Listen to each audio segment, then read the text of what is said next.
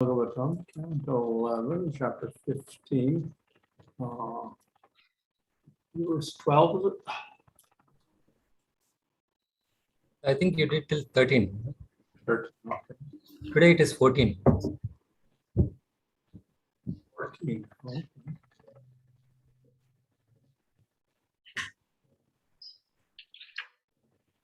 Mahat-tattva,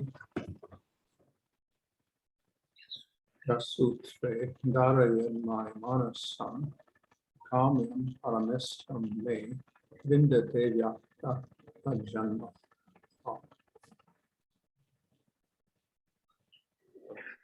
Translation: one who concentrates all mental activities in me as the Supersoul of that phase of the mahat-tattva, which manifests the chain of fruitive activities, obtains from me, whose appearance is beyond material perception, this excellent perfection called prākāmya. Purport: Srila Bhagavad-acharya explains the word sūtre or thread. That the word sutra or thread is used to indicate that the mahat-tattva sustains one's fruitive activities, just as a thread sustains a row of jewels. Thus, by fixed meditation on the Supreme Personality of Godhead, who is the soul of mahat-tattva, one can achieve the most excellent perfection called prākāmya. Avyakta-janmanaḥ indicates that the Supreme Personality of Godhead appears from the avyakta or spiritual sky, or that his birth is avyakta, beyond the perception of material senses. Unless one accepts the transcendental form of the Supreme Personality of God, there's no possibility of obtaining prākāmya or any other genuine mystic perfection.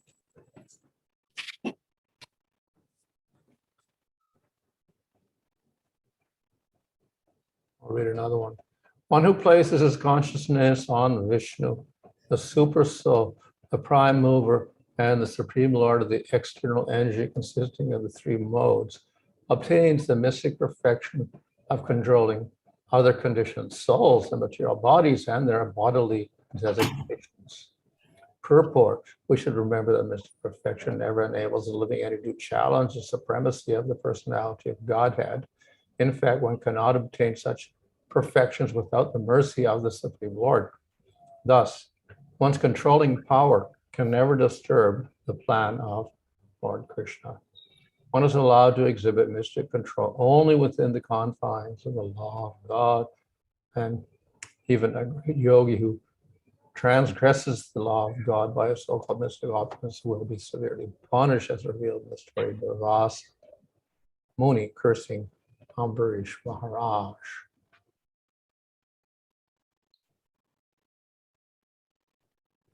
So in these verses, we have a little explanation of how these siddhis are related to the Lord.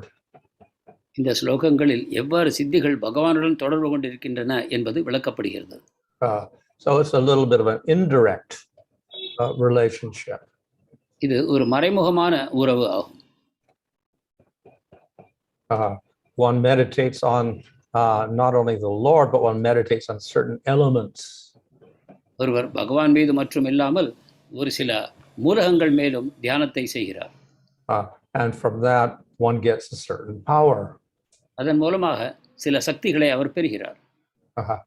So in this particular verse, verse 14, it talks about meditating on the sutra. இந்த 14வது ஸ்லோகம் சூத்திரத்தின் மேல் தியானம் செய்வதை பற்றி கூறுகிறது. Which is related to mahat-tattva. அது மகத்-தத்துவத்துடன் தொடர்பு கொண்டிருக்கிறது. And by doing so, one gets the perfection called prākāmya.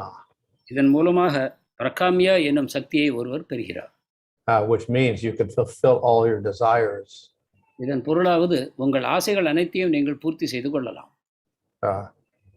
And similarly, all the other verses here also consist of a meditation upon the Lord related to material elements, etc. 15வது ஸ்லோகத்தில் பரமபுருஷ பகவான் மேல் பௌதிகமான மூலகங்கள் மூலமாக தியானம் செய்வதை பற்றி கூறப்படுகிறது. In this way, there is a relationship with the Lord, but it's through these various material elements. இவ்விதமாக பகவான் மீது தொடர்பு இருக்கிறது, ஆனாலும் அது பௌதிகமான பொருட்களின் மூலமாக ஏற்படுகிறது. So by doing this meditation, one gets a certain amount of control of this certain element. இந்த தியானத்தின் வாயிலாக பௌதிகமான பொருட்கள் மீது ஒருவருக்கு ஒரு வகையான கட்டுப்பாடு கிடைக்கிறது. Just as by worshiping, let's say, vayu, then one gets the blessings of vayu and one gets control of the air element. உதாரணமாக ஒருவர் வாயுவை மகிழ்ச்சிப்படுத்தினார் என்றால் அவருக்கு வாயுவை கட்டுப்படுத்தக்கூடிய சக்திகள் கிடைக்கின்றன. Of course, vayu is a material devata and air is a material element. வாயு ஒரு பௌதிகமான தேவதை, வாயுவும் ஒரு பௌதிகமான மூலகம் ஆகும். But in this material world, air is very important. இந்த பௌதிக உலகத்தில் காற்று மிகவும் அவசியமாகிறது. And in fact, we breathe air all the time. It sustains our life. நாம் 24 மணி நேரம் மூச்சு விட்டுக் கொண்டிருக்கிறோம், அதுதான் நம்மை உயிருடன் வைத்திருக்கிறது. And a transformation of air are the pranas of the body. அந்த காற்றின் மாற்றமே நமது உடலில் உள்ள பிராணன்கள் ஆகும். And without those pranas, the body does not live. பிராணன்கள் இல்லாமல் இந்த உடல் உயிர் வாழ முடியாது. So therefore, the elements are related to our body, and the ultimate controller is the Supreme Lord. எனவே இந்த மூலகங்கள் நமது உடலுடன் தொடர்பு கொண்டிருக்கின்றன. அனைத்துக்கும் மேலே கட்டுப்பாட்டாளராக விளங்குபவர் பரமபுருஷ பகவான். So by meditation on the elements, one gets control of those elements. இவ்வாறு மூலகங்கள் மேல் தியானம் செய்வதன் மூலமாக அவற்றின் மேல் நமக்கு அவற்றை கட்டுப்படுத்தும் சக்தி கிடைக்கிறது. And thus one can develop certain powers. இவ்வாறு ஒருவருக்கு சில சக்திகள் கிடைக்கும். But of course, these are powers within the material world. ஆனால் இந்த சக்திகள் அனைத்தும் பௌதிக உலகத்திற்கு உள்ளேயே அமைந்திருக்கின்றன. So the devatas, by their nature, are controlling certain elements. தேவதைகளும் தங்களுடைய இயல்பாகவே சில மூலகங்களை கட்டுப்படுத்துகிறார்கள். So each of our senses is controlled by a devata. நமது ஒவ்வொரு புலனும் ஒரு தேவதையால் கட்டுப்படுத்தப்படுகிறது. So the sun controls our eye, and Agni, fire deity, controls the voice. சூரியன் நமது கண்களையும் அக்னி நமது பேச்சு திறமையையும் கட்டுப்படுத்துகிறார்கள். And Varuna controls the tongue and taste. Varunan நாக்கையும் சுவையையும் கட்டுப்படுத்துகிறார். And Ashwini Kumars control the nose and the smell. Ashwini குமாரர்கள் நமது மூக்கையும் நுகரும் திறமையையும் கட்டுப்படுத்துகிறார்கள். And the devatas of the direction control the ears. திசைகளின் தேவதைகள் நமது காதுகளை கட்டுப்படுத்துகிறார்கள். So in this way, the elements and these devatas are related to elements. இவ்வாறு இந்த தேவதைகள் பௌதிக மூலகங்களுக்கு தொடர்பு கொண்டிருக்கிறார்கள். So there is a very intimate relationship between our body, the elements, and devatas. இவ்வாறு நமது உடலுக்கும் பௌதிகமான மூலகங்களுக்கும் தேவதைகளுக்கும் இடையே மிக நெருக்கமான உறவு இருக்கிறது. And thus, worshiping the devata, we can get a nice enjoyment for our senses. எனவே தேவதைகளை வழிபடுவதன் மூலமாக நமது புலன்களுக்கு இனிமையான அனுபவங்களை நாம் பெறலாம். So the yogi can also do this. ஒரு யோகியும் இதை செய்யும் திறமை பெற்றிருக்கிறார். So rather than depending on worshiping of devatas, the yogi could get control of these elements and do miraculous things. தேவதை வழிபாட்டிற்கு பதிலாக இந்த மூலகங்களின் மேல் அவரது கட்டுப்பாட்டு திறமை பெறுவதன் மூலமாக அவற்றை அவர் ஆளுகிறார். But it is only control of matter. ஆனால் இது பௌதிகமான ஒரு கட்டுப்பாடே ஆகும். So from a lower perspective, yes, if a person controls these things, it is very astonishing. ஒரு தாழ்ந்த பார்வையில் ஒரு மனிதர் இத்தகைய மூலகங்களை கட்டுப்படுத்தும் திறன் பெற்றிருப்பாரானால் அது நமக்கு ஆச்சரியத்தை ஊட்டும். From a higher point of view, it's not astonishing. ஆனால் உயர்வான பார்வையில் பார்க்கும்போது இதில் ஆச்சரியமே இல்லை. So therefore, none of these yoga siddhis are very surprising for Lord Brahma. இந்த யோக சித்திகள், Maharaj, can you say that again? They're not surprising. Brahma is not surprised by any of these yoga siddhis. எனவே பிரம்மதேவர் இந்த யோக சித்திகளின் மூலமாக எந்த விதத்திலும் ஆச்சரியத்தில் ஆழ்வதில்லை. He creates all the bodies for all the living entities using his mind. உயிர்வாழிகள் அனைவருக்கும் சரீரங்களை அவர் தனது மனதை பயன்படுத்தியே உண்டாக்குகிறார். But his power is given by the Supreme Lord. ஆனால் அவரது சக்தியும் பரமபுருஷ பகவானால் தரப்பட்டது. And similarly, the powers of all the devotees are given by the Supreme Lord. அதே போல தேவதைகளின் சக்திகள் அனைத்தும் பரமபுருஷ பகவானால் தரப்பட்டன. So in the Brahma Samhita, there we have a nice illustration. பிரம்ம சமீதையில் இதற்கு ஒரு நல்ல உதாரணம் தரப்படுகிறது. So Ganesh, who removes obstacles, where does he get his power to remove obstacles from? Ganesh நம்முடைய தடங்கல்கள் அனைத்தையும் நீக்குகிறார். இந்த சக்தி அவருக்கு எங்கிருந்து வந்தது? So it is described that he placed his head, he places on his head the feet of Govinda. அவரது தலையின் மேல் கோவிந்தருடைய திருப்பாதங்களை வைத்துக் கொண்டிருக்கிறார் என்று பிரம்ம சமீதை கூறுகிறது. And that's how he gets his power. இவ்வாறுதான் அவருக்கு அந்த சக்தி கிடைக்கிறது. Or the sun has power over time. அல்லது சூரிய தேவருக்கு காலத்தின் மேல் எவ்வாறு கட்டுப்பாடு கிடைத்தது? And is responsible for our vision. அவர் நமது பார்வைக்கும் பொறுப்பேற்கிறார். But the sun follows the order of the Supreme Lord. ஆனால் அந்த சூரியனும் பரமபுருஷ பகவானது ஆணையை பின்பற்றுகிறார். Or Durga Devi. Durga Devi இருக்கிறார். She is in charge of Prakriti. அவர் பிரகிருதியின் கட்டுப்பாடை செய்கிறார். But then she's said to be like the shadow of Govinda. அவர் கோவிந்தரின் நிழல் என்று கூறப்படுகிறார். So wherever a person moves, the shadow follows. எங்கெல்லாம் ஒரு நபர் செல்வாரோ அவரது நிழல் தொடர்கிறது. So Durga is like that. Whatever power she has is dependent upon Govinda. Durga Devi அதை போன்றவரே. அவரது சக்திகள் அனைத்துக்கும் அவர் கோவிந்தரை சார்ந்திருக்கிறார். Or Brahma is described also in the Brahma Samhita. பிரம்மாவும் பிரம்ம சமீதையில் விளக்கப்படுகிறார். He's compared to a Suryakanta, a sunstone. அவர் ஒரு சூரியகாந்த கல்லுக்கு ஒப்பிடப்படுகிறார். So the Suryakanta is a gem which, if you put it in the sunlight, it absorbs the sun's energy. Suryakantham என்பது ஒரு மணியாகும். அதை சூரிய வெளிச்சத்தில் வைப்போமானால் அது சூரிய வெளிச்சத்தை கிரகித்துக் கொள்கிறது. And you can take that jewel and put it in a dark room, and then it begins to glow. அந்த மணியை எடுத்து ஒரு இருட்டான அறையில் வைப்பீர்களானால் அது வெளிச்சத்தை உமிழ்கிறது. So Brahma is like the Suryakanta. He's not the sun, but he's got powers which have been absorbed from the Supreme Lord, and then he can use those powers. பிரம்மதேவர் இந்த சூரியகாந்த கல்லை போன்றவர். அவர் சூரியன் அல்ல. அவர் சூரியனிடமிருந்து இந்த சக்திகளை கிரகித்துக் கொண்டிருக்கிறார். அப்பொழுது சூரியன் இல்லாத பொழுது அந்த சக்திகளை அவர் வெளிப்படுத்துகிறார். So in this way, the various devotees get their powers ultimately from Supreme Lord. விதமாகத்தான் அனைத்து தேவதைகளும் இறுதியில் பரமபுருஷ பகவானிடமிருந்தே தங்களது சக்திகளை பெறுகிறார்கள். And similarly, the yogi, whatever siddhis he gets, ultimately derive from the Supreme Lord. அதே போலத்தான் யோகி பெறக்கூடிய சக்திகள் அனைத்தும் இறுதியில் பரமபுருஷ பகவானிடமிருந்தே பெறப்படுகின்றன. But the Bhagavatam says, why we have to worship all the devotees? ஆனால் பாகவதம் கேட்கிறது, எதற்காக நாம் இந்த தேவதைகளை எல்லாம் வழிபட வேண்டும்? Why don't we go to the source of the devotees and worship him only? தேவதைகள் அனைத்திற்கும் ஆதாரமாகிய அவரை நாம் ஏன் வழிபடக்கூடாது? So we know that the tree has leaves and flowers and fruits and stems, trunk and roots.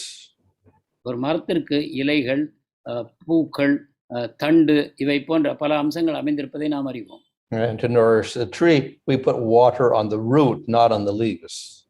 ஆனால் மரத்திற்கு போஷாக்கு அளிக்க வேண்டும் என்றால் நாம் இலைகளில் அல்ல, வேரில் தான் நீர் ஊற்றுகிறோம். So instead of worshiping the devotees who are like the leaves, why don't we go to the root, who is the Supreme Lord, and water the root? எனவே இலைகளை போன்ற தேவதைகளை வழிபடுவதை விடுத்து பரமபுருஷ பகவான் என்னும் வேருக்கு நாம் ஏன் நீர் ஊற்றக்கூடாது? So instead of worshiping devotees, worship Supreme Lord. எனவே தேவதைகளை வழிபடுவதை விடுத்து பரமபுருஷ பகவானை வழிபடுவோம். So then, conclusion is that if you want to get yoga siddhis, just worship Krishna. இறுதியான முடிவு, உங்களுக்கு யோக சித்திகள் வேண்டும் என்றால் கிருஷ்ணரை வழிபடுங்கள். He is the source of all siddhis, so therefore you worship him, you can get all siddhis. அவரே சித்திகளின் தோற்றுவாயாவார். அவரை வழிபடுவதன் மூலமாக நீங்கள் அனைத்து சித்திகளையும் பெறலாம். And the advantage is we only have to worship one person and it's easier. இதன் பயன் என்னவென்றால் நீங்கள் ஒருவரை மட்டும் வழிபட்டால் போதுமானது, அது சுலபமானதும் கூட. But of course, the devotee practicing pure bhakti doesn't want siddhis. ஆனால் தூய பக்தியை பயிற்சி செய்யக்கூடிய ஒருவர் சித்திகளை நாடுவதில்லை.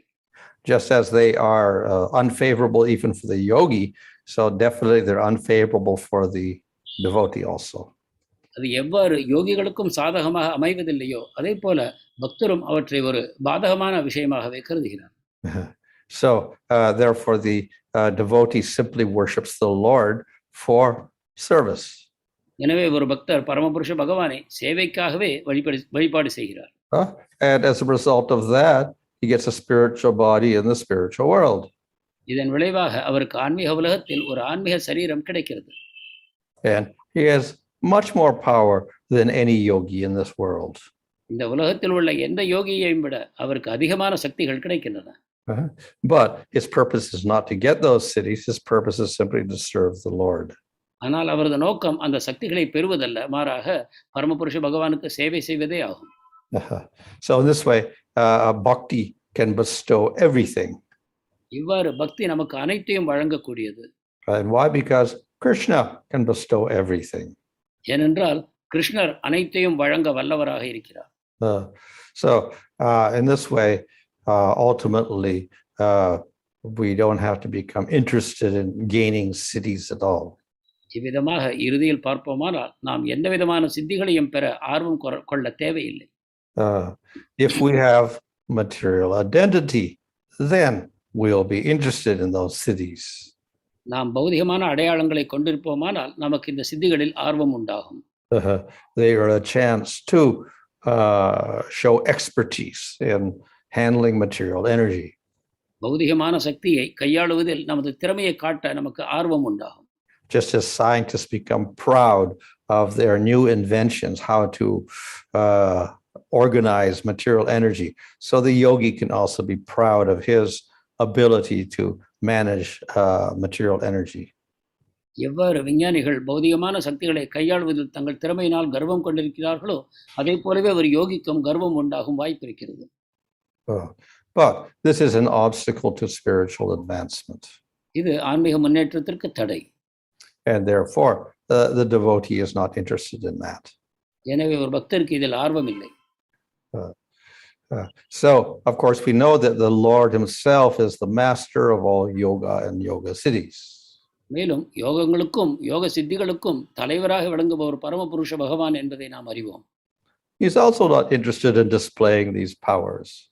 அவரும் இந்த சக்திகளை வெளிப்படுத்துவதில் ஆர்வம் கொண்டிருக்கவில்லை. Because of course he's expert by his very nature at everything.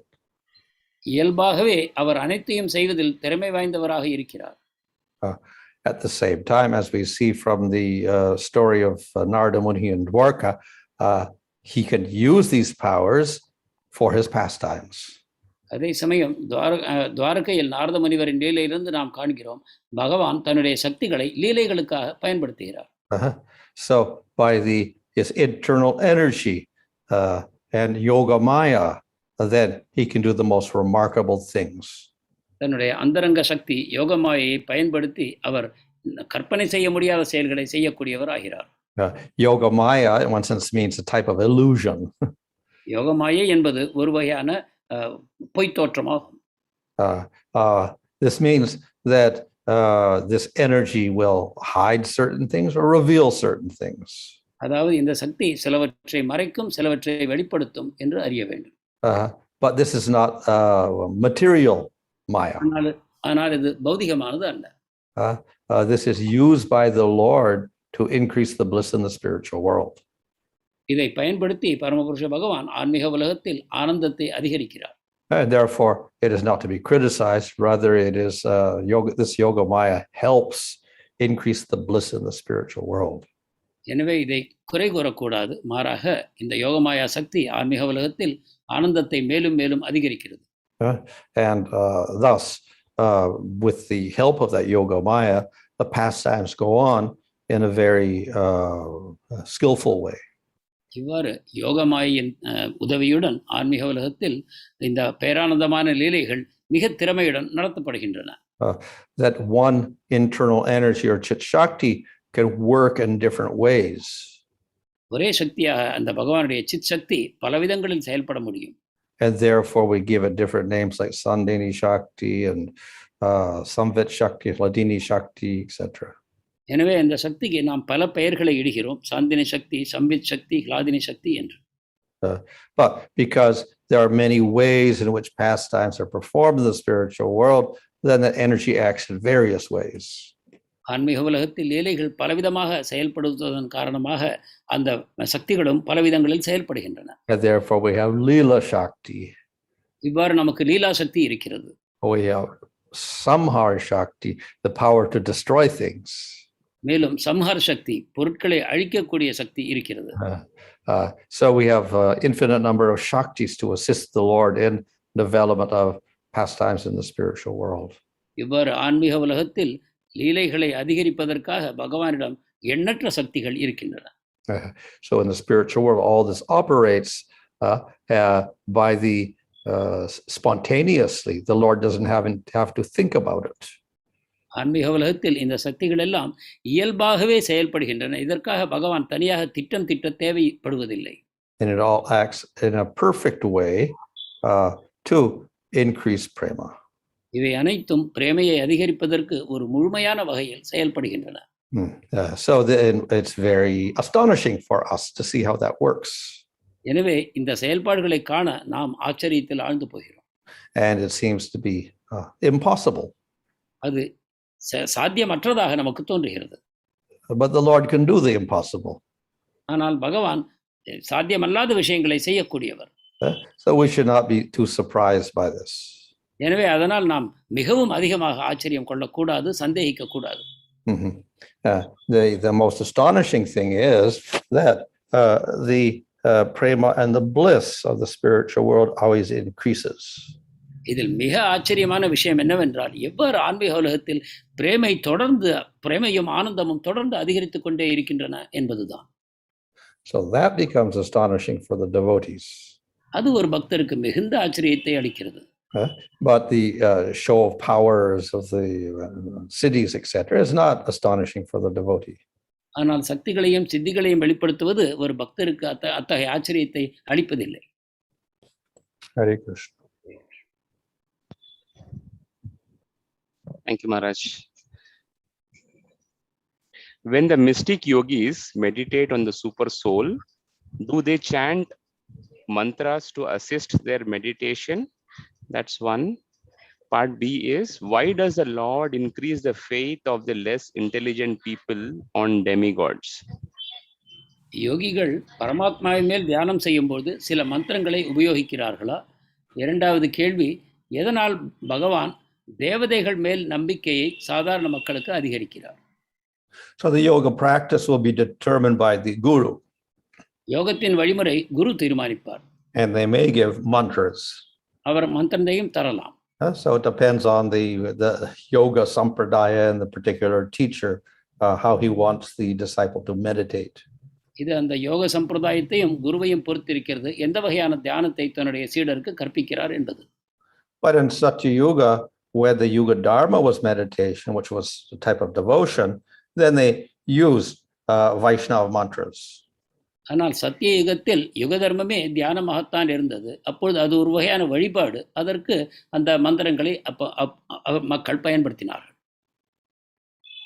வைஷ்ணவ மந்திரங்களை பயன்படுத்தினார்கள். Yeah. As for worship of devotees, if one is not qualified for bhakti, even if we tell people to do bhakti, they won't do it. So to encourage them to do something, then they are encouraged to worship devotees and get some material benefit. தேவதை வழிபாடுகளை பொறுத்தவரையில் அத்தகைய மக்கள் பக்தி செய்ய உடன்பட மாட்டார்கள். எனவே அவர்களுக்கு தேவதைகள் வழிபாடு தரப்பட்டு அதன் மூலமாக சில வகையான நன்மைகளை அவர்கள் பெறுகிறார்கள்.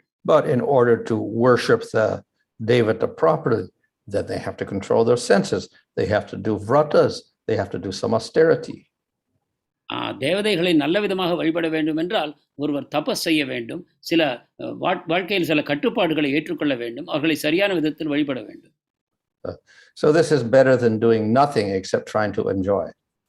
இது ஒன்றும் செய்யாமல் இருப்பதையும் அல்லது புலன் இன்பத்திற்காக நாடுவதையும் விட இது ஒரு உன்னதமான நிலையாகும். So therefore we see people worship Ayyappa, and to do that then they have to fast or whatever, do austerities also. இதனால் தான் நாம் காண்கிறோம் ஐயப்பனை வழிபாடு செய்யப்பவர்கள் கூட பல காலம் பலவிதமான தபஸ்களை அனுசரிக்கிறார்கள். Or if they worship Durga Devi, they have to fast for 9 days. அல்லது துர்கா தேவிக்காக 9 தினம் விரதம் இருக்கிறார்கள். So this is beneficial for them. இவை அவர்களுக்கு நன்மை அளிக்கும். Maharaj, Durga Devi is defined as the chaya of the Supreme Lord. Is the Navaratri also connected to somehow this Navavida Bhakti, or is it completely different? Durga Devi பகவானுடைய நிழலாக கூறப்படுகிறார். இந்த நவராத்திரியும் ஏதோ ஒரு விதத்தில் பகவானுடைய அந்த சக்திக்கு தொடர்பு கொண்டதா? The Navaratri is what? The worship of Durga Devi, yes? Navaratri Durga தேவியின் வழிபாடு தான். Why 9 days? I don't know. She has 9 forms. 9 தினங்கள் ஏன் என்று தெரியவில்லை. அவருக்கு 9 வடிவங்கள் இருக்கின்றனவா? All right, Maharaj. Okay. How is mahat-tattva predominated by jnana shakti different from mahat-tattva predominated by kriya shakti? What is that? I'll repeat that, Maharaj. Slightly technical question. How is the mahat-tattva predominated by jnana shakti different from mahat-tattva predominated by kriya shakti? Kriya shakti means chain of fruitive activities. Oh, I see. Well, actually, mahat-tattva is very sattvic. mahat-tattvam என்பது மிகவும் சாத்விகமானது. And sattva is related to jnana, knowledge. சத்வம் ஞானத்துடன் தொடர்பு கொண்டது. The quality of sattva good is prakash, which means knowledge. சத்வத்தின் ஒரு குணமானது ஞானம், வெளிச்சம். So the first transformation of prakriti is mahat-tattva, and it is a sattvic manifestation. எனவே பிரகிருதி முதலில் மகத்தத்துவமாக சத்துவமான வெளிப்பாடாக தோன்றுகிறது. Before the manifestation of mahat-tattva, when prakriti is there, there is no manifestation of gunas at all, no sattva, rajas, tamas, they're all invisible. மகத்தத்துவம் தோன்றுவதற்கு முன்னால் பிரகிருதியில் குணங்கள் வெளிப்படுவதில்லை, சத்வரஜ தமோ குணங்கள் அதிலிருந்து தோன்றுவதில்லை. But when mahat-tattva arises, then sattva arises. ஆனால் மகத்தத்துவம் தோன்றும் பொழுது சத்துவம் உண்டாகிறது. And when sattva arises, knowledge. சத்துவத்தின் மூலமாக ஞானம் உண்டாகிறது. But once this disturbance is created with the appearance of sattva gun, then it further gets disturbed, and then rajas appears. ஆனால் சத்துவம் என்பதே ஒரு வகையான மாற்றம் தான். இந்த மாற்றம் தோன்றிய பிறகு அடுத்ததாக ரஜஸ் எனக்கூடிய மாற்றமும் உண்டாகிறது. So that state is called sūtra. அதை சூத்திரம் என்று அழைக்கிறோம். And of course, rajas means activity. Yeah. ரஜஸ் என்பது செயல்பாடுகளை குறிக்கும். And then it further transforms into tamas. அதன் பிறகு அது மேலும் மாற்றமடைந்து தமஸ் ஆகிறது. And then ahankara appears. அதிலிருந்து அகங்காரம் தோன்றுகிறது. And then from ahankara we get all of the material elements and sense objects, etc. அகங்காரத்திலிருந்து பௌதிகமான புலன்கள் மற்றும் புலனுணர்ச்சி பொருட்கள் அனைத்தும் தோன்றுகின்றன. Is this inactive state is known as pradhana? Pradhana and prakriti are the same word, same meaning.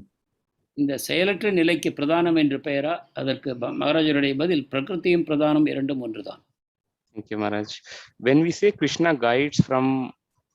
guides us from within as Chaitya Guru, do we mean Paramatma?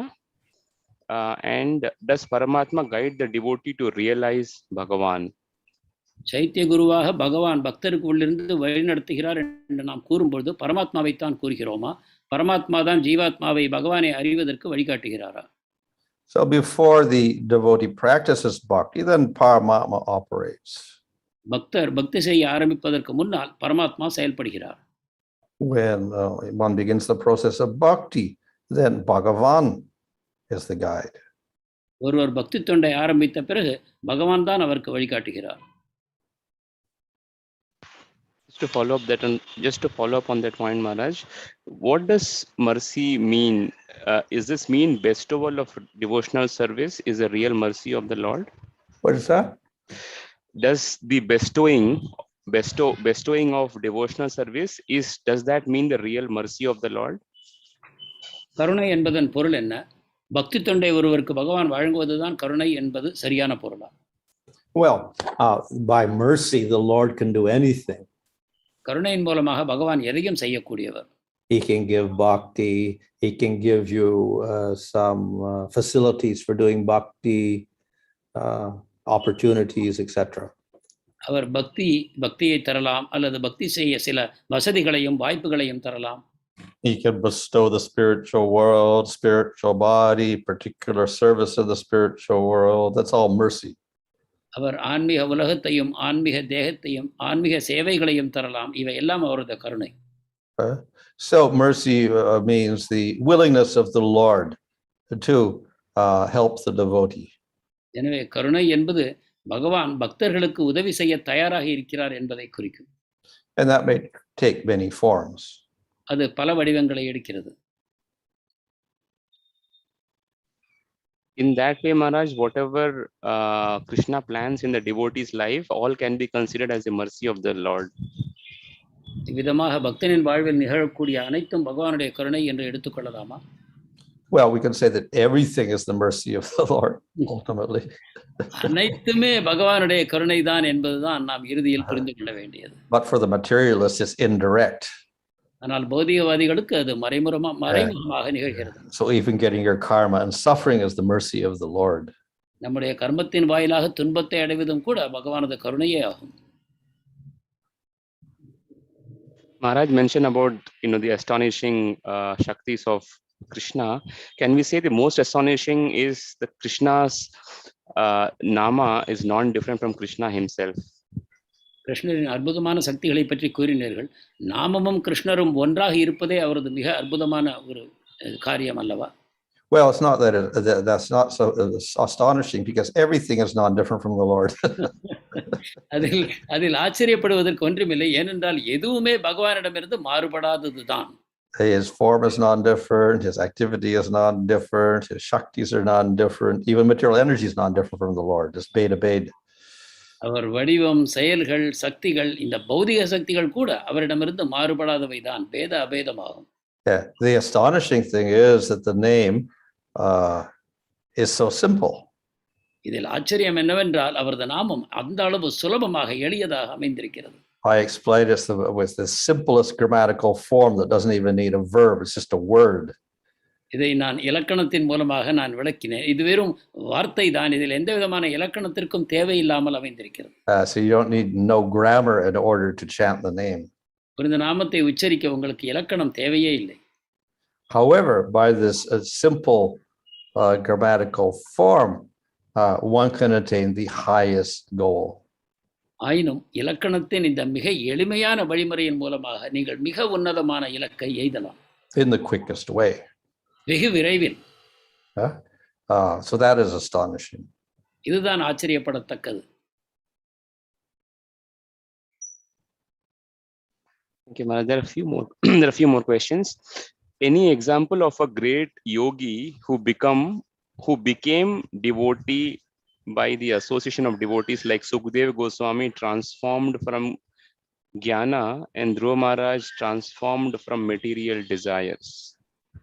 ஒரு பெரிய யோகி பக்தர்களின் சங்கத்தின் மூலமாக மாறியதுக்கு ஏதாவது உதாரணம் இருக்கிறதா? Well, in the Bhagavatam, I don't know if we have any famous yogi. I can't think of any. பாகவதத்தில் எதுவும் பிரசித்தமான யோகி இருப்பதாக எனக்கு ஞாபகம் இல்லை. Probably in the Puranas, other Puranas you'll find examples.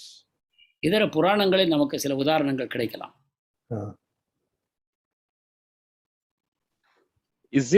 Is it true that some demigods are worshipped by tantric way and they are helping their devotees to get powers in black magic, which is used to take advantage of innocence? How can a responsible demigod act in such a way? சில தேவதைகளை தந்திர முறையின் மூலமாக வழிபடுவதன் மூலமாக சில சக்திகளை பெற்று அதன் மூலமாக மக்களுக்கு தீமை செய்ய பயன்படுத்தலாம் என்று நாம் அறிகிறோம். ஏன் தேவதைகள் பொறுப்பான பதவியில் இருக்கக்கூடியவர்கள் இத்தகைய தாழ்ந்த சேவைகளை செய்கிறார்கள்? We shouldn't call them devatas, we can call them upadevatas. அவர்கள் தேவதைகள் அல்ல, உபதேவதைகள் ஆவார். Or not even upadevatas, they often worship spirits or others to get powers. So these are bhutas and other things. அவர்கள் உபதேவதைகள் கூட அல்ல, அவர்கள் உடலற்ற ஒரு உயிர்வாழிகள், அவர்களை பூதங்கள் என்று கூறலாம். So those in the mode of ignorance worship bhutas. அறியாமையின் காரணமாக மக்கள் பூதங்களை வழிபடுகிறார்கள். So then you attain the bhutas and you get a tamasic destination. பூதங்களை வழிபடுவதன் மூலமாக ஒரு தமோகுண இலக்கையை நாம் அடைய முடியும். There is one question on YouTube, slightly not clear, Maharaj, but I'll just see if I can decipher that. How do the devatas control our deities? Not clear, Maharaj. I think we can skip it. I think the question is how do devatas control our deities? Deities. Okay, sorry. I think the correction has come. How do devatas control our senses? Okay. தேவதைகள் நம் புலன்களை எவ்வாறு கட்டுப்படுத்துகிறார்கள்? Well, if you look at the creation, when Brahma creates, then the senses appear and automatically there is devatas created to control those senses. உற்பத்தியை நாம் எடுத்துக்கொள்வோமானால் பிரம்மதேவர் உற்பத்தியை ஆரம்பிக்கிறார். அப்பொழுது புலன்கள் உண்டாகின்றன. அத்துடன் கூட புலன்களுக்கான அதிதேவதைகளும் உண்டாகிறார்கள். So from ahankara in the mode of ignorance, we get the elements and the sense objects. From ahankara in the mode of rajas, we get the senses appearing. Maharaj, can you repeat that? Ahankara in the mode of ignorance, we get the elements. அகங்காரம் அறியாமையில் இருக்கும் பொழுது அதிலிருந்து நாம் பௌதிக பொருட்களை பெறுகிறோம், மூலகங்களை பெறுகிறோம். From ahankara in the mode of passion, rajas, we get the senses appearing. ரஜோகுணத்திலான அகங்காரத்திலிருந்து புலன்கள் உண்டாகின்றன. And from ahankara in the mode of sattva, then we get the devatas of the senses appearing. சத்வகுண அகங்காரத்திலிருந்து புலன்களை கட்டுப்படுத்தக்கூடிய அந்த தேவதைகள் வருகிறார்கள். So for each of the senses, like the eye and the ear and the nose, there is a devata. இவ்வாறு கண், காது, மூக்கு இவை அனைத்துக்கும் தேவதைகள் இருக்கிறார்கள். So all of this is inherent in the material world. If there's a sense, there's a devata. There's a sense object, there's an element. இவை அனைத்தும் பௌதிக உலகில் இயற்கையாகவே அமைந்திருக்கின்றன. புலன்களுக்காக தேவதைகளும் புலனுணர்ச்சி பொருட்களுக்கு அதை அனுபவிக்கக்கூடிய புலன்களும் இயல்பாக அமைந்திருக்கின்றன. So the devata helps to connect the sense with the sense object. தேவதைகள் அந்தந்த புலனை அதற்குண்டான புலனுணர்ச்சி பொருட்களுடன் இணைக்கும் சேவையை செய்கிறார்கள். And that way we can enjoy. இவ்விதமாக நாம் அனுபவிக்க முடியும். And if the devata is not there, there's no connection, we cannot enjoy. அவ்வாறு தேவதை இல்லாவிட்டால் புலன்களுக்கும் புலனுணர்ச்சி பொருட்களுக்கும் தொடர்பு இல்லாமல் போகும், நாம் அனுபவிக்க முடியாமல் ஆகும். So if we satisfy the devatas, then we can enjoy. தேவதைகளை திருப்திப்படுத்துவதன் மூலமாக நாம் அனுபவிக்க முடியும். If a devotee receives a mercy of a Vaishnava, but then uses that mercy or Shakti in a wrong way,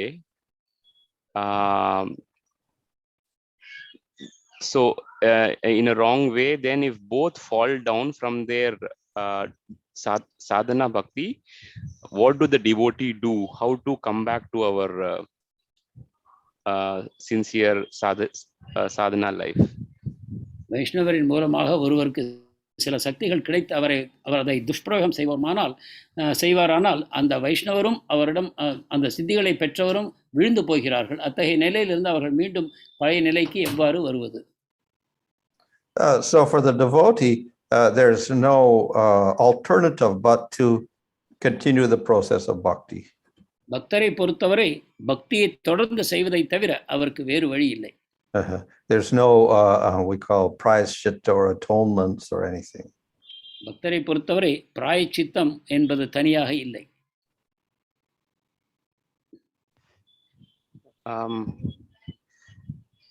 When we preach to the non-devotees about holy name, how can we come to know that he is having faith on the holy name? அபக்தர்களுக்கு புனித நாமத்தை பிரச்சாரம் செய்யும் பொழுது அவர்களுக்கு நம்பிக்கை இருக்கிறது என்பதை எவ்வாறு அறிவது? Well, we have to use our intelligence. நமது புத்தியை பயன்படுத்த வேண்டும். We have to observe the person and see how he responds. அந்த நபரை கவனித்து பார்க்க வேண்டும். அவர் நமது உபதேசத்தை எந்த விதத்தில் ஏற்றுக்கொள்கிறார் என்பதை கவனிக்க வேண்டும்.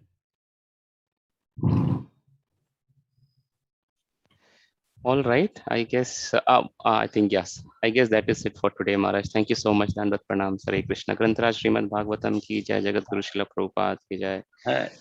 So, Holiness Bhanuswami Maharaj ki jai, Gop Premanande, Hari Hari Go.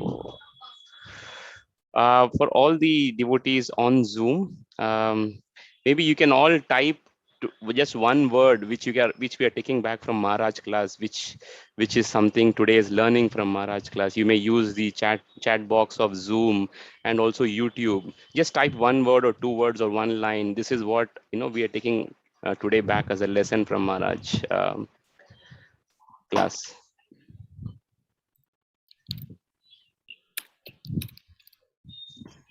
Beautiful explanations. Bhakti is all.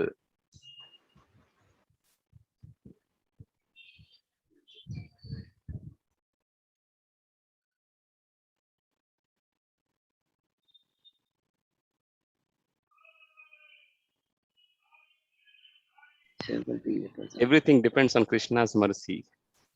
அனைத்தும் கிருஷ்ணருடைய கருணையை சார்ந்திருக்கிறது. Astonishing is increase of bliss for devotees. Proper practice, proper practice, proper practice. சரியான சாதனை, சரியான சாதனை, சரியான சாதனை. Devotees don't need anything except prema. பக்தரின் தேவை பிரேமை ஒன்றே. Hari Hari. Just checking something on YouTube. Wonderful class. I don't know the name, but yeah, okay. Hare Krishna. Thank you so much for coming to excellent session and mercy of Bhanu Maharaj. Yes, it is a mercy of Bhanu Maharaj. Hare Krishna. Banu மகாராஜருடைய கருணையை ஏற்றுக்கொள்வதற்காக வகுப்பில் இணைந்த அனைவருக்கும் நன்றி. Hare Krishna.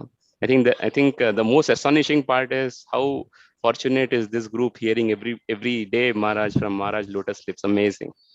தினந்தோறும் மகாராஜருடைய தாமரை பாதங்களில் அமர்ந்து கொண்டு அவருடைய இந்த உன்னதமான உரைகளை கேட்கும் பாக்கியத்தை பெற்ற இந்த குழுவை பற்றி, இந்த அங்கத்தினர்களை பற்றி என்ன சொல்வது? So on one hand we have so many, I think we were lamenting on this pandemic and all that, but this is one of the best, I think, time from here from Maharaj, from wherever you are, does not have to go to temple and all that. It becomes so easy to hear from Maharaj. ஒரு பக்கம் நோய் தொற்றை பற்றி மிகவும் கவலை கொண்டிருக்கிறோம். அதே சமயத்தில் இத்தகைய உன்னதமான வாய்ப்பு கோவிலுக்கு கூட செல்ல தேவையில்லாமல் இல்லத்தில் அமர்ந்தவாறு மகாராஜருடைய உரைகளை கேட்கும் உன்னதமான பாக்கியம் நமக்கு கிடைத்திருக்கிறது. So we request all the assembled Vaishnavas here, we humbly beg at your lotus feet to bring more devotees into this group, and thereby many devotees can take advantage of hearing of Srimad Bhagavatam and Krishna Katha directly from Maharaj. இங்கு இணைந்துள்ள வைஷ்ணவர்கள் அனைவருக்கும் எங்களுடைய மிக தாழ்மையான வேண்டுகோள் என்னவென்றால், மேலும் மேலும் பக்தர்களை இந்த குழுவில் இணைவதற்கு நீங்கள் பரிந்துரைக்க வேண்டும். அதன் மூலமாக ஸ்ரீமத் பாகவதம் மற்றும் உன்னதமான விஷயங்களை பானுஸ்வாமி மகாராஜருடைய தாமரை வாயிலிருந்து கேட்கும் வாய்ப்பை அனைவரும் பெற வேண்டும். I'd like to just share 1 minute. Sorry if it is taking time. Whenever I go to Japan, because Maharaj also goes to Japan, and he goes there only for a week or 10 days. They look forward for Maharaj's presence, for the whole year, for that one week. That is the importance, or that is the, I think, position Bhanu Maharaj is, that everybody wants to hear from Maharaj, and we are so fortunate that we are able to hear from him almost every day. நான் உத்தியோக விஷயமாக ஜப்பானுக்கு செல்லும்பொழுது நான் காண்கிறேன், அங்குள்ள பக்தர்கள் வருஷத்தில் ஒரு வார அளவிற்கு தான் மகாராஜர் அங்கு செல்கிறார். அந்த ஒரு வார நாளுக்காக மக்கள் ஏங்கி கிடக்கிறார்கள், காத்து கொண்டிருக்கிறார்கள். எப்பொழுது மகாராஜர் வருவார், அவருடைய உரைகளை கேட்போம் என்று. ஆனால் நமக்கோ தொடர்ந்து மகாராஜருடைய உரைகளை கேட்பதற்கான உன்னதமான பாக்கியம் கிடைத்திருக்கிறது. இதை நாம் முழுமையாக புரிந்து கொண்டு அதன் பயனை முழுமையாக பெற வேண்டும் என்பது என்னுடைய வேண்டுகோள். Because sometimes what happens, we have a gem very nearby, but we always look for something larger. We have such an amazing personality here. I think we are extremely fortunate to hear from Bhanu Maharaj directly. சில சமயங்களில் ஒரு உன்னதமான வைரம், விலை மதிக்க முடியாத ஒரு மணி நம்மிடம் இருக்கிறது. ஆனால் அதை மறந்துவிட்டு வேறு எங்கோ தேடிக்கொண்டிருக்கிறோம். அதே போல நமக்கு கிடைத்தற்கரிய ஒரு பொக்கிஷமாக பானுசுவாமி மகாராஜர் கிடைத்திருக்கிறார். அவர் மூலமாக கிடைக்கக்கூடிய இந்த அற்புதமான உபதேசங்களை நாம் கேட்டு தினந்தோறும் பயனடைய வேண்டும். I am no one to speak. I am not qualified, but I'll seek everybody your forgiveness if I have spoken anything. But the whole intention is to see how we can bring more devotees across Chennai congregation to get to this group and hear from Maharaj every day. இதையெல்லாம் கூறுவதன் ஒரே நோக்கம் என்னவென்றால் இந்த உன்னதமான ஒரு வாய்ப்பு அனைவருக்கும் சென்று சேர வேண்டும், அனைத்து மக்களும் இதனால் பயன்பெற வேண்டும் என்ற அந்த ஒரே நோக்கத்துடன் தான் நான் கூறுகிறேன். So please spread this message, get more devotees. All glories to Bhanu Maharaj. எனவே இந்த செய்தியை அனைவருக்கும் பரப்புங்கள், அனைவருக்கும் பயன் கிடைக்கட்டும். Hare Krishna. Hare Krishna. So I'll quickly cover the announcements. Today evening or this entire week we'll follow the glories of the holy name evening nectar. இந்த வாரம் முழுவதும் மாலை நேரத்தில் புனித நாமத்தின் மகிமைகள் என்னும் தலைப்பில் பல உரைகள் நடைபெறும். So today it will be by Srinivas Nitai Prabhu on holy names attributes. இன்று மாலை ஸ்ரீனிவாஸ் நிதாய் பிரபு புனித நாமத்தின் குணாதிசயங்கள் என்னும் தலைப்பில் பேசுவார். Tomorrow will be by Bhakta-Roop Prabhu on be a servant of holy name. நாளை பக்தரூப் பிரபு புனித நாமத்தின் சேவகனாக இருங்கள் என்னும் தலைப்பு. Wednesday will be by the interrelationship between chanting and studying scripture by Amrendra Gaur Prabhu. புதன்கிழமை அமரேந்திர கௌரவ பிரபு புனித நாமங்களுக்கும் சாஸ்திர கல்விக்கும் உள்ள தொடர்பை பற்றி பேசுவார். On 7th of October, which is Thursday, will be on Srila Prabhupada's quotes on the glories of the holy name by Thirumal Rao Prabhu. வியாழன் அன்று திருமல் ராவ் பிரபு புனித நாம ஜபத்தை பற்றி பிரபுபாதருடைய மேற்கோள்களை நமக்கு விவரிப்பார். And on Friday, 8th of October, will be on the glories of holy name in Srimad Bhagavatam by Tarini Radha Mataji. வெள்ளிக்கிழமை புனித நாமத்தை பற்றி ஸ்ரீமத் பாகவதத்தில் உள்ள விளக்கங்கள் என்னும் தலைப்பில் அருள் திரு தாரிணி ராதா மாதாஜி பேச இருக்கிறார். On Saturday, 9th of October, very interesting topic, Harinam Diksha, Brahmanical initiation and holy name by Sumitra Krishna Prabhu. சனிக்கிழமை ஹரிநாம் தீக்ஷா பிராமன் தீக்ஷா என்னும் தலைப்பில் அருள் திரு சுமித்ர கிருஷ்ண பிரபு பேசுவார் சனிக்கிழமை. All right. And I think we have been announcing, just a kind reminder, books are basis festival coming up week after, from next week 13th starting until 20th of October. இது ஒரு நினைவூட்டல். அடுத்த 13 அக்டோபரிலிருந்து 20 October வரைக்கும் புத்தகங்களே அடிப்படை எனும் தலைப்பில் விழா நடக்க இருக்கிறது. Hare Krishna. We'll chant Hare Krishna Mahamantra thrice for the welfare of all the devotees. Hare Krishna, Krishna Krishna, Hare Hare, Hare Ram, Ram Ram. Hare Krishna, Krishna Krishna.